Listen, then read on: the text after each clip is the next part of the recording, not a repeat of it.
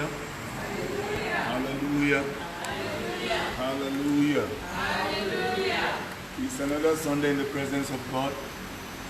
And we say thank you, Holy Spirit.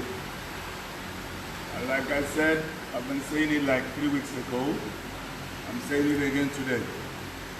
That whatever it is, we will always glorify you. Whatever situation we find ourselves in, God will always be exalted. He's exalted over the current situations.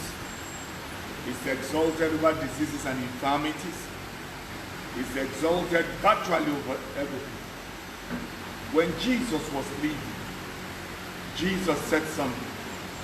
Ẹjẹ́ sọ ní Yorùbá, ó ní nílé ayé ó rí ìpọ́njú, ó ní ṣùgbọ́n ẹ tújú ká, mo ti ṣẹ́gun ayé. Ìwé Àìsáyà sọ nǹkan tó dùn mọ́ mi nínú. Ó ní nígbà tí ẹ̀yin bá ń la iná kọjá, èmi ó wà pẹ̀lú yín. There is a warning there people don't take into consideration. And that warning is simple. Ó túmọ̀ sí wípé ó gba Jésù kù ní kó má lànà kọjá.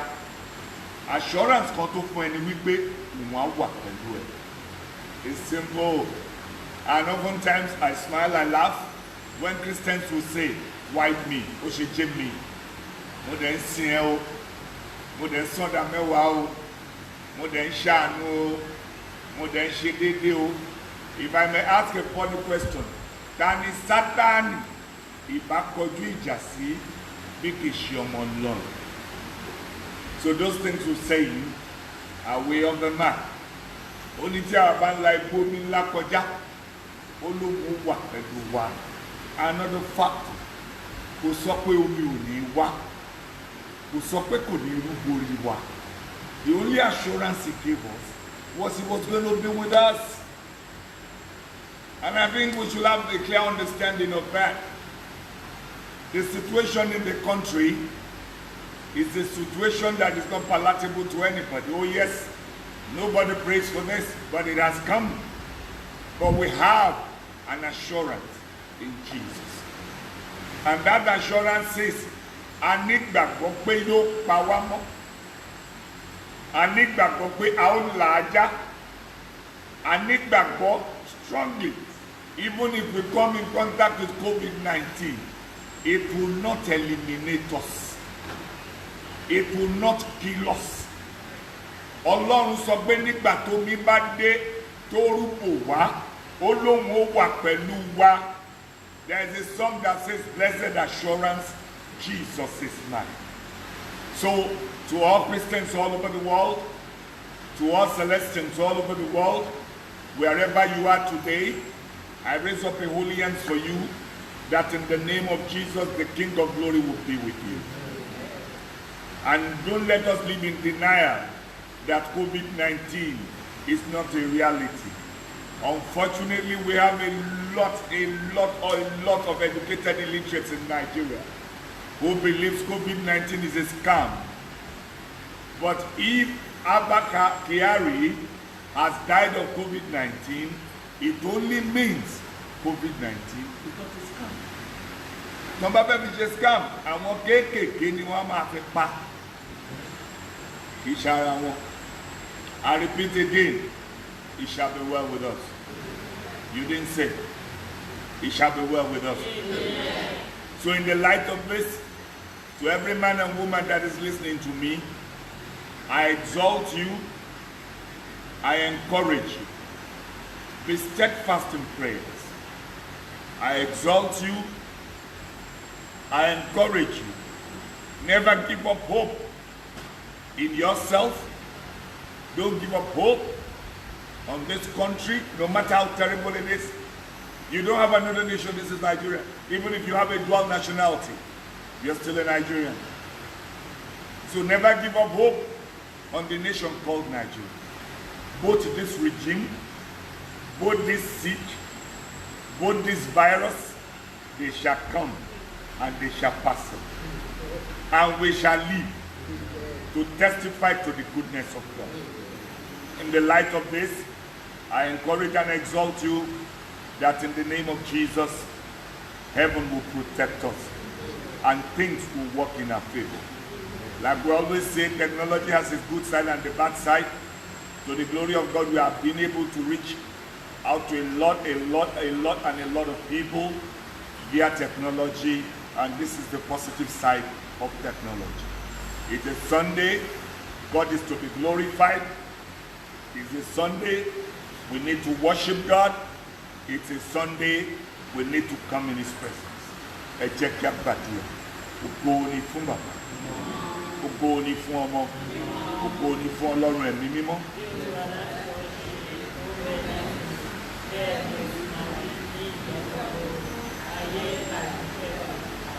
Jehovah, Jésù Kristi, Michael Mímọ́, Ọlọ́run ayérayé, ọ̀rọ̀ tí gbénú ọmọ ènìyàn fọ̀hún, ọba tí gbórí ayé ṣògo. We worship you, we'll give you glory, we'll give you honor because you are God. Father, today, the 19th day of the month of April, which is the Sunday after Easter, Father, we pray today that you will forgive us all our sins because of the resurrected Christ in the name of Jesus. Ọlọ́run ayérayé akékùn ọ́ nípa àánú Jésù. Ẹ̀mí mímọ́ ó yá gbóhùn wa lónìí. Alágbára ó yá gbóhùn wa lónìí. Ìwé Sáàmù wípé bó bá ń sàmì ẹ̀ṣẹ̀ nìkan kò ní dúró. Ó ní ìdáríjì ẹ̀ṣẹ̀ wà lọ́dọ̀ rẹ káwa kó lè máa bẹ̀rù rẹ. Ìṣẹ́ tó bá rí bẹ́ẹ̀ Jésù ọmọ Dáfídì. Olúwa ó yá dáríjì wa lónìí. Ọmọ dáríjì wa lónìí. Ayé ṣẹ̀, ènìyàn ṣẹ̀, ìmọ̀ ìjìnlẹ̀ lènìyàn gbẹ́kẹ̀lé tí wọ́n fi ní kò sí Ọlọ́run. Ṣùgbọ́n ó fi yé wọn wípé gbogbo ọgbọ́n ayé ò pé ní níwájú Ọlọ́run. Ìjẹ́ tó bá rí bẹ́ẹ̀ lónìí abẹ́wò Ọlọ́run látorí ibú àti orí àtẹ iṣẹ́ àtàgbára Elédùmarè. Olúwa bójú àdúgbò lẹ̀ kó bójú ayé wo ayé lónìí. Lórúkọ Jésù, Olúwa wá dáríjì wá. Olúwa wá wẹ̀ wá mọ́. Olúwa wá pa wá mọ́. Olúwa wá dúró tì wá. Jẹ́ kí orí ọ̀fẹ́ rẹ kó tó fún wa. Ọwọ́ àlàáfíà àti ààbò jẹ́ kó wà lára wa. Ọlọ́run a bẹ̀ ọ́, this endemic and this pandemic. Jẹ́ kí atẹ́gùn láti gúúsù, láti yámà wá. Lórúkọ Jésù jẹ́ kó fẹ̀ dànù. Luke 1:37 wípé nítorí kò sí tí Ọlọ́run kò lè ṣe. A bẹ̀ ọ́ Jésù ọmọ Dáfídì. Lábẹ́ àánú Jésù jẹ́ kí ìyanu ńlá kó ṣẹ. Ísírẹ́lì ṣẹ̀ ní ijù. Ejò ṣán wọn. Ó wí fún Mósè wípé kó mọ ère ejò kó gbé sókè. Ẹnikẹ́ni tí ejò bá ṣán tó bá gbójú sókè wo ère náà, ó ní yóò rí ìwòsàn. Jésù padà sí ọ̀rọ̀ yìí. Ó ní gẹ́gẹ́ bí Mósè ti gbé ejò sókè ní ijù. Ó ní bẹ́ẹ̀ la kì yóò ṣaláì gbọ́mọ ènìyàn sókè. Ǹjẹ́ agbójúwo Jésù lókè lónìí? Àìsàn àti àrùn àtàjàkálẹ̀ yìí, ẹ̀mí mímọ́ jẹ́ kó parẹ́. Every man, woman all over the world who is infected by this virus, we raise up a holy hand for them today. Father, that you will touch them mightily in the name of Jesus. Father, that you will heal them mightily in the name of Jesus. We pray for your forgiveness, that by the mercies of God, you will look upon us kindly and heal our land in the name of Jesus. Amen. Thank you, Holy Spirit. Oṣé Ọlọ́run ẹ̀mí mímọ́, ògo ni forúkọ rẹ lókè ọ̀run. Jésù Kristi Olúwa wa. Hallelujah. Hallelujah. Hallelujah. Hallelujah. Olóríire hallelujah. Hallelujah. Ọlọ́run yóò dúró tì wá. Ọlọ́run yóò ràn wá lọ́wọ́. Ọlọ́run yóò bá wa ṣe. The Bible says we should not speak evil of the dead. As of now, we only live in Nigeria, and in Nigeria is in a mess. Ẹ tún ilé ìwòsàn wa ṣe. Ẹ jẹ́ ká níná. Ẹ jẹ́ kí títì wa dáa. Ẹ jẹ́ kí facilities wa kó dáa kó ṣe ṣe. Wọ́n gbà nítorí pé torí bá fọ́ wọn. Wọ́n ní private jet tó máa fi sá lọ sílùú òyìnbó. Ṣùgbọ́n tọ́lọ́run bá ti fẹ́ gbájú lọ dé, to make sure to make you understand that your position is what is associated with you. You are just a carnal human being. Ipò rẹ yẹn làwọn ènìyàn ń wò, kì í ṣe ìwọ. Ipò yẹn ló máa wá jẹ́ kí wọ́n bu ọlá fún ọ. Ṣùgbọ́n nígbẹ̀yìngbẹ̀yìn, èèyàn lásán ni ẹ. Nígbẹ̀yìngbẹ̀yìn, you are just a normal human being, like I, like the beggar in the street, like the man or woman who has not taken breakfast this morning. You are just a normal human being. Your office is what grants you respect. Your position is what people look at that makes them believe you are supernatural. Nobody is supernatural. You are human. The Bible says in the book of Genesis, chapter 2, Onilako ati labo lo damo. Olosi damo gẹ́gẹ́ bí ìrí rẹ̀. So there is no way you can be a superhuman being. Everything that is in me is in a 5-year-old kid that makes me function. Everything that makes me function, make the beggar in the street function. Everything that makes the governor Seyi Makinde function, makes the Alaaru tó wà ní Gbági àbí tó wà l'Ògùnpa, everything that is in the governor is in that man, is in that laborer, is in that welder, is in that bricklayer. The only thing that makes you different is maybe because you have a skilled labor. The man is an unskilled labor, but they both have labors. The next thing is your office. They accord respect to your office. The President of the Federal Republic of Nigeria, they are according respect to the seal and the power of that office. The Governor of Oyo State, they are according respect to the seal and the power that is given to the state. Upon the chair you are sitting. Take note, out of that, you are a nobody. Out of that, you are a normal human being. Reality has hit every one of us now. Reality has hit Nigeria now. A young billionaire from Bayelsa State, he died last week. What happened? He was doing an operation on the operating table. NEPA took away light. They wanted to kickstart the generator. The generator did not start. And the young man, he was 40-something, a multi-billionaire from Bayelsa State. And he died because of power surge. That young man can buy 200,000 Mecanos with the money he has.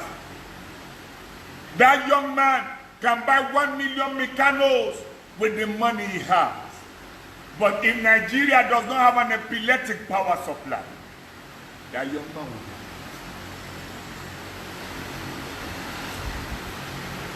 You see what kind of a state or country we are in. But we are not asking too much from our leaders. Giving palliative to the poor masses has become an issue since this lockdown began. Look at other countries all over the world. Look at what they are doing. God, I pray that in the name of Jesus, you will appoint the right people to the right places in Nigeria in the name of Jesus. Amen. We don't understand it, but we'll continue to pray. We warned a lot of people about what is coming, but they did not listen. Now, when the hospitals in Nigeria were no longer capable, pandemic came, nobody could run to anywhere because every country is on its knees. There is no facility. Aisha Buhari, the wife of the president, was the first woman who was shouting that Aso Rock Clinic, the clinic in Abuja, even not the one in Aso Rock alone, the one in Abuja, that there was no equipment in that hospital, Aso Rock Clinic, there's no single paracetamol in the clinic. The woman was shouting.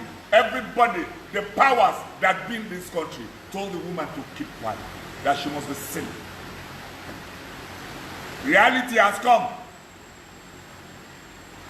Nobody can go anywhere. As you lay your bed, so you lie on it. Hallelujah. Hallelujah. It shall be well with Nigeria. Amen. I said it 3 weeks ago, I'm repeating it again today.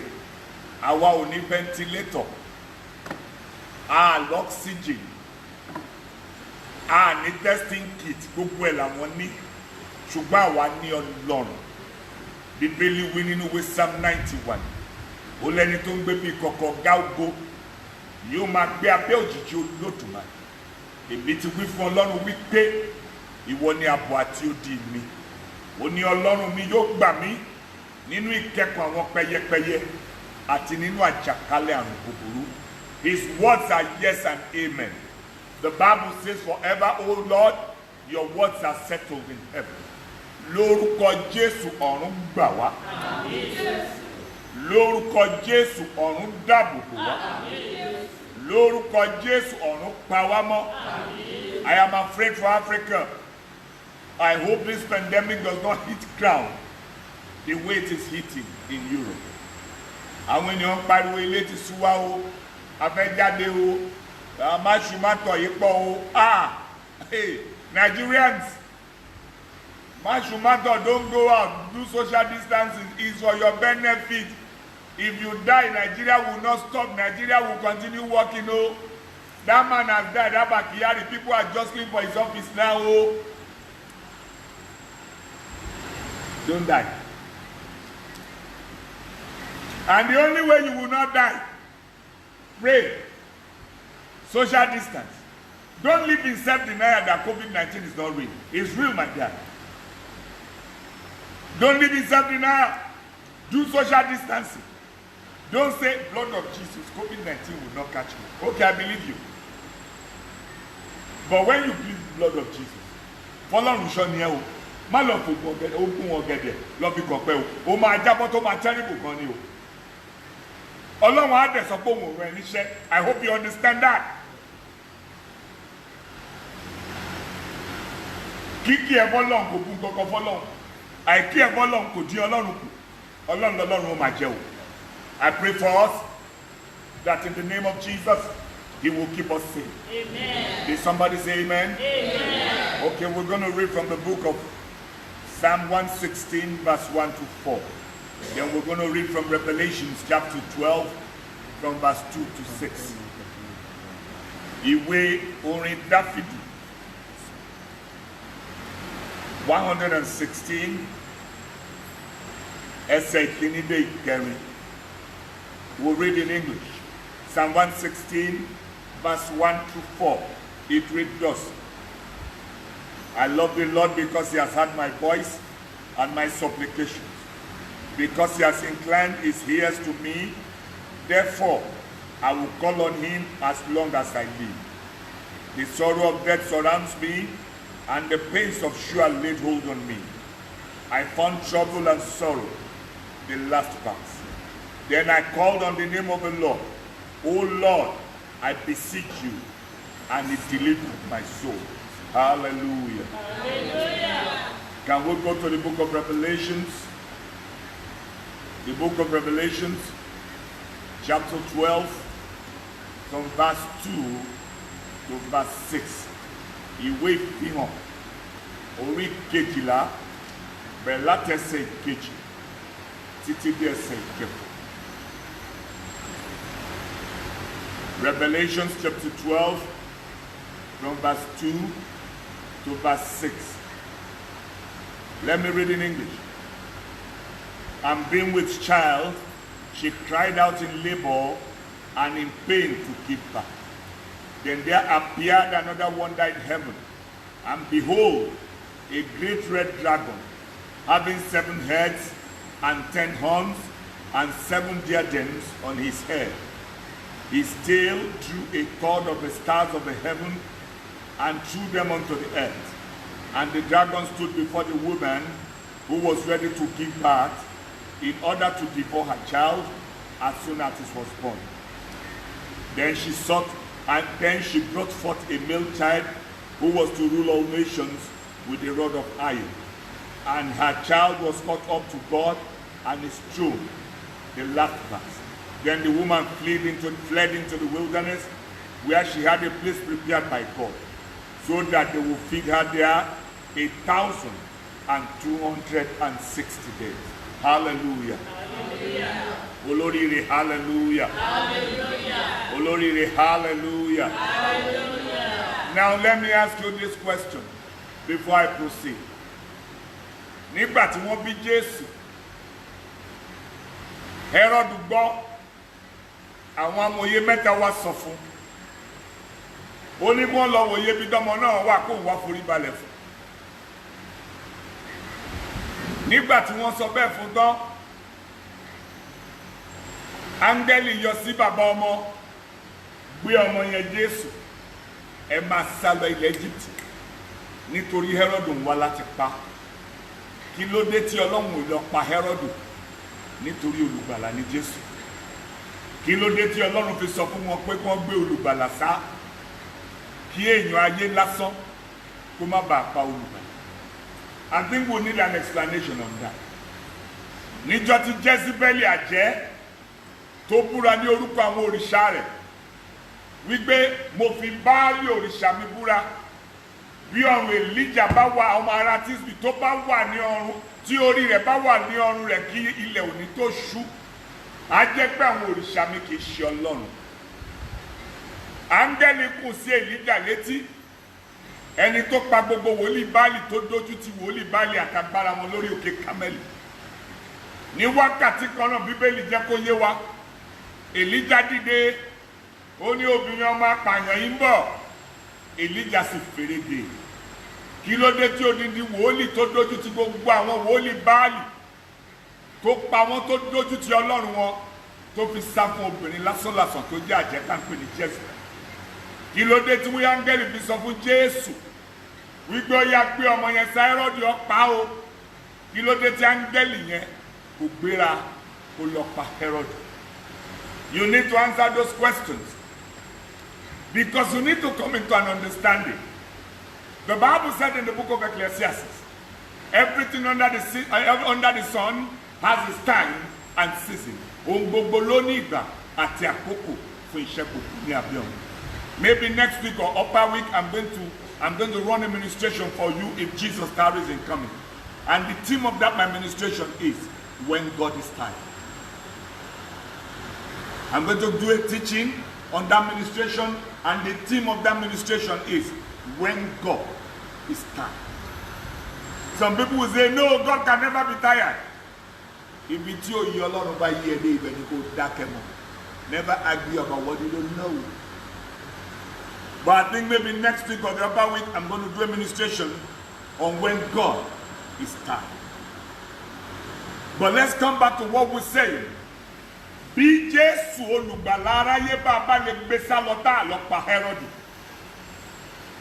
Bí Èlíjà ará Tísbì, wòlíì tó bá ilẹ̀ sọ̀rọ̀ tó bá ọ̀run sọ̀rọ̀, tí ilẹ̀ àti ọ̀run gbọ́, tí wọn kò sì gba ẹ̀jẹ̀ rẹ̀, tí ara rẹ̀ kò sì fún ilẹ̀, tó gòkè rí ọ̀run, tó bá gbọ́ ohùn àjẹ́bìnrin kan, tó sì gbéra tó sì sálọ.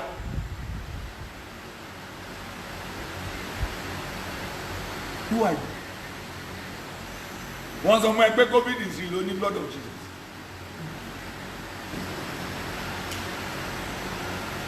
Wọ́n ní COVID is real, you said Ja Michael. You are calling different names. I've told you, do the needful. Pray. Do social distancing. And God will keep you safe.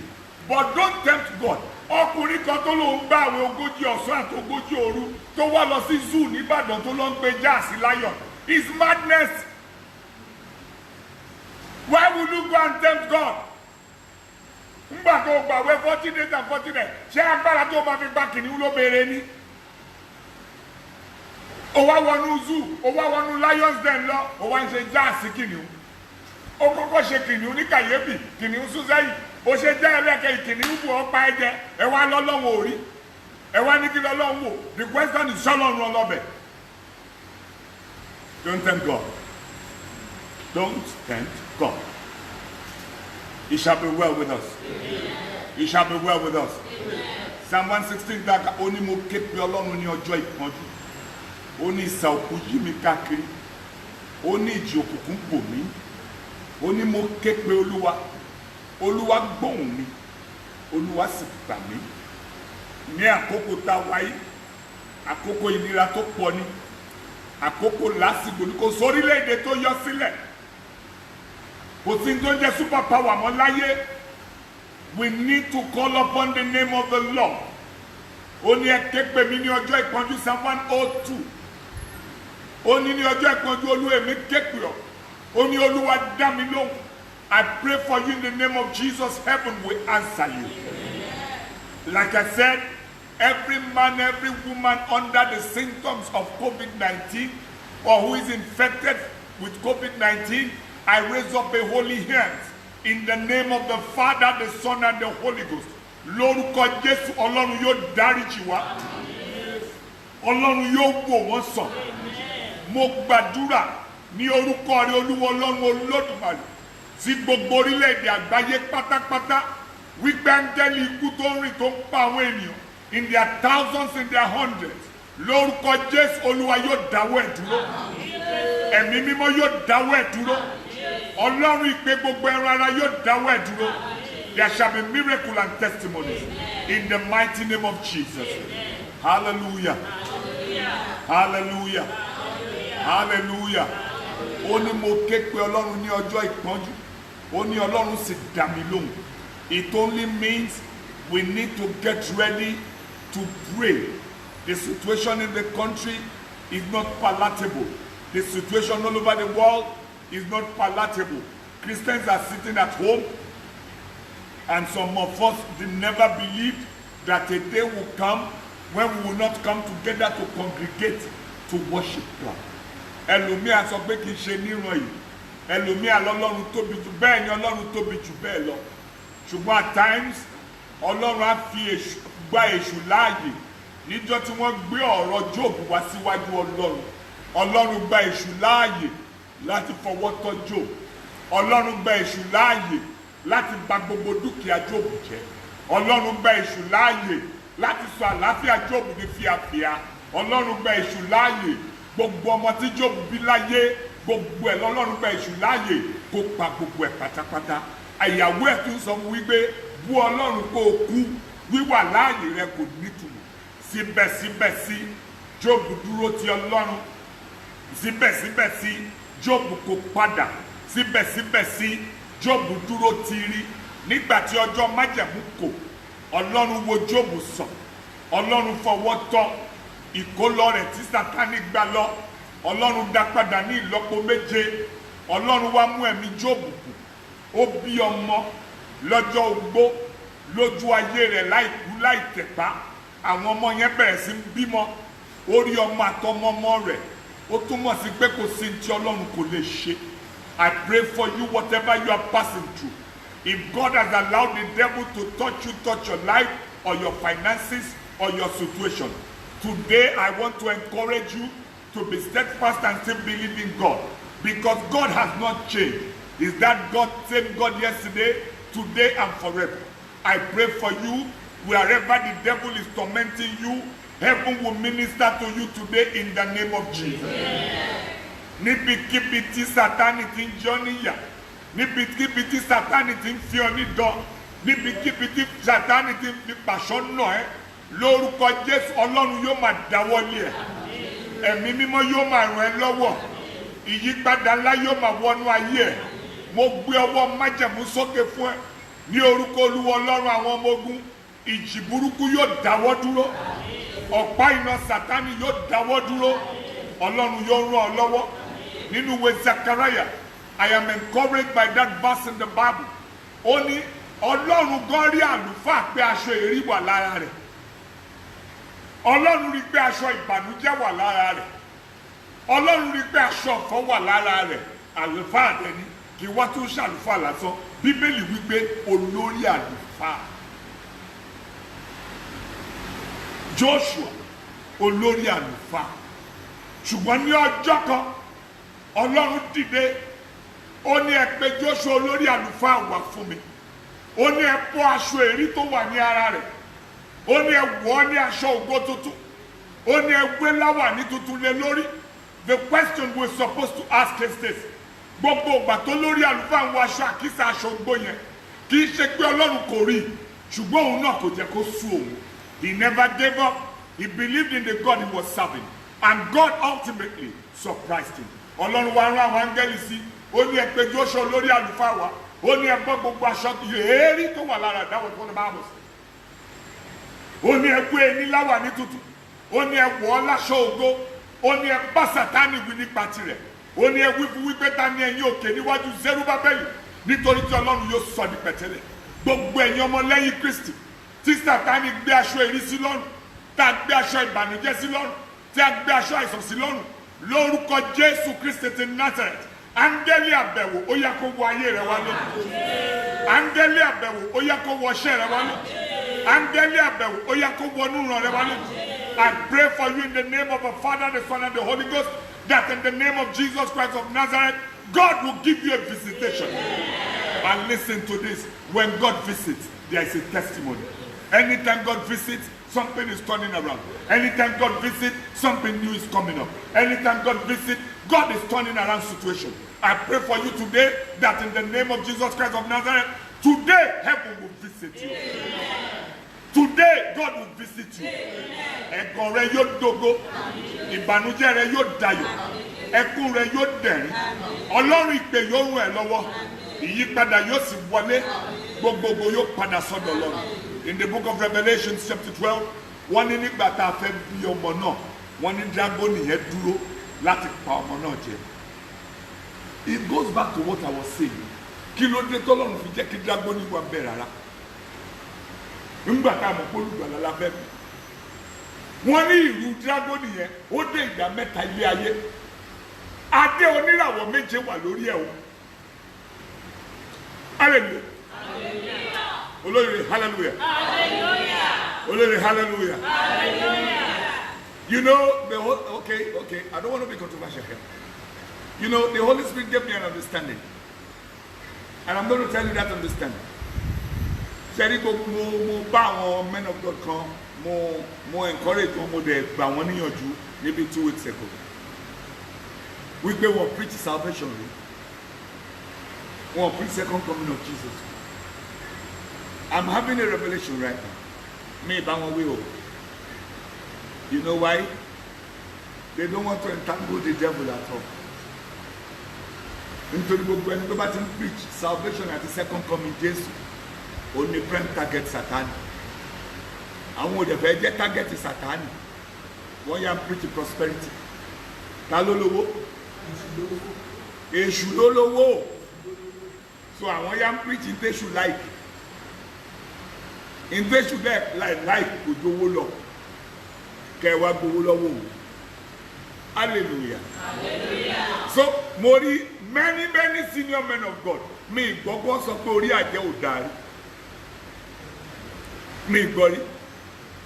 The only thing the man gbọ́ ni wípé every man with a familiar spirit will rebuke every familiar spirit in the name of Jesus.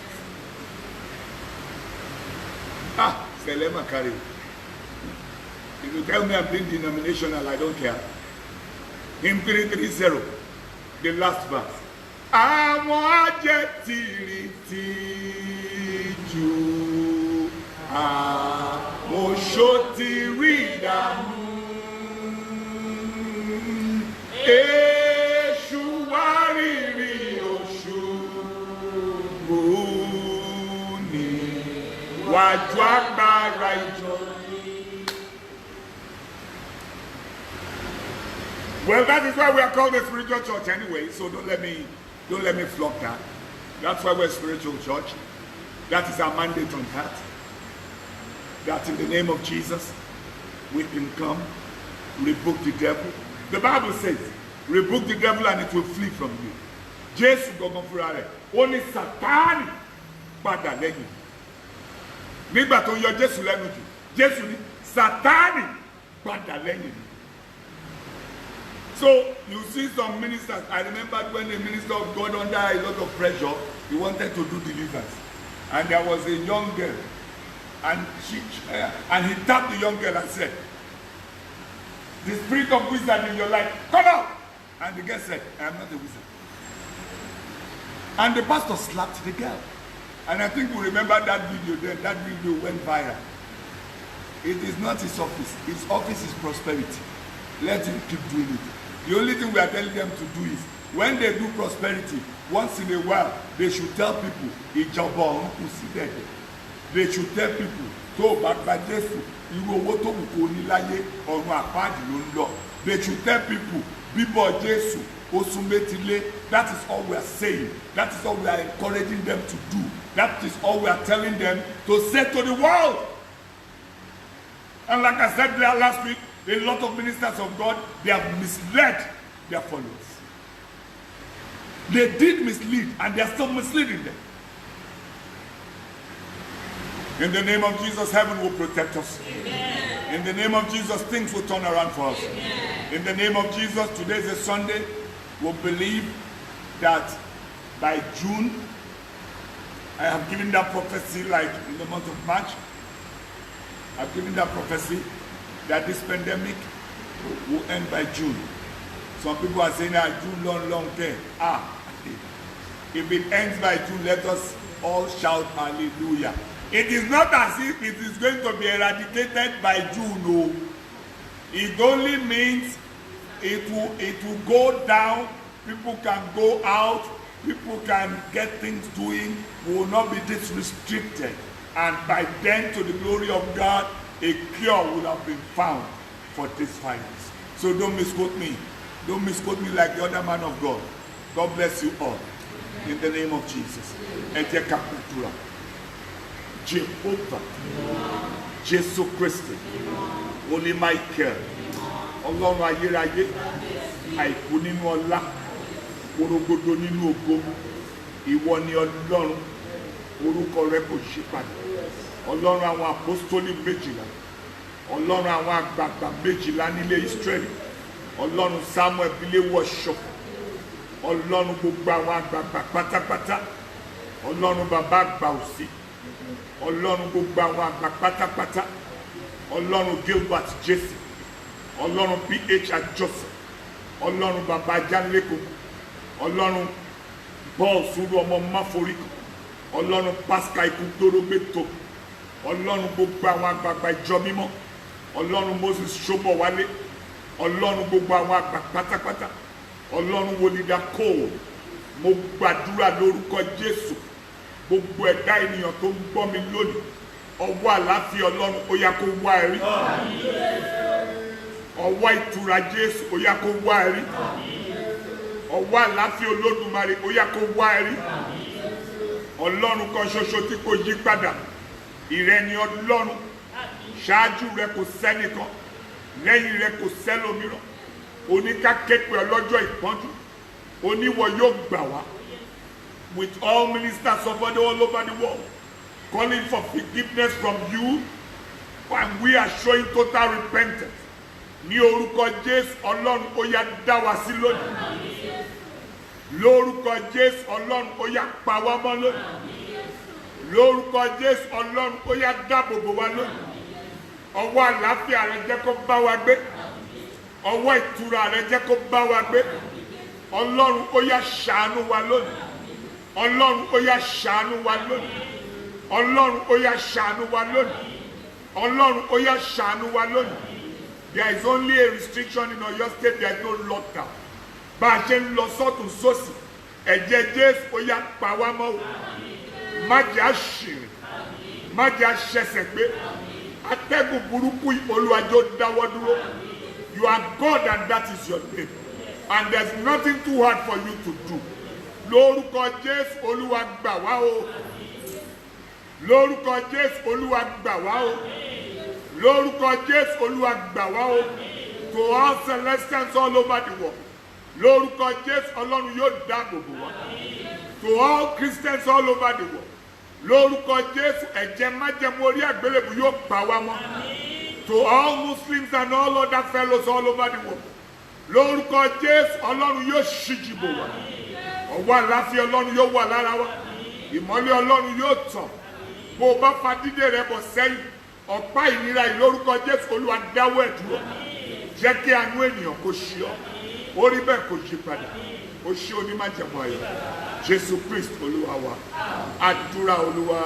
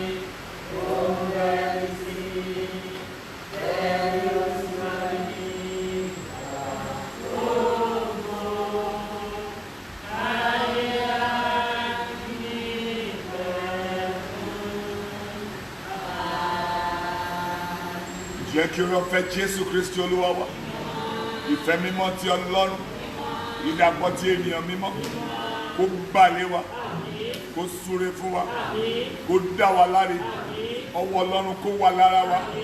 Ọlọ́run mo bẹ̀ ọ́ lórúkọ Jésù, àìsàn burúkú ìmájò fẹ́ lù wá. Fún gbogbo ẹni tó ń gbọ́ mi ní gbogbo àgbáyé, Olúwa ṣíji bò wá. Jẹ́ kí ọwọ́ àlàáfíà rẹ kó wà lára wa. Orí wa má jẹ́ ó gbàbọ̀dọ̀. Ẹlẹ́dàá wa má jẹ́ ó kàdúrà. When next we will come into your presence, Father, let us come with testimony. Iṣẹ́ wa kó má dòkú. Under this pandemic, Father, we pray that our finances will not crumble in the name of Jesus. Amen. Heaven will uplift us. Amen. And miracle will happen. Amen. Thank you, Holy Ghost. In Jesus' mighty name we pray. Amen. Hallelujah. Hallelujah.